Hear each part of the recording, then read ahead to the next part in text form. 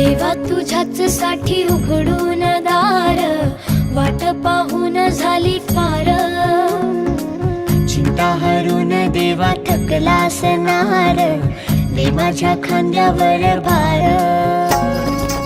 थोडा इथं टेकून जा, घास खाऊन माझ्या हातातला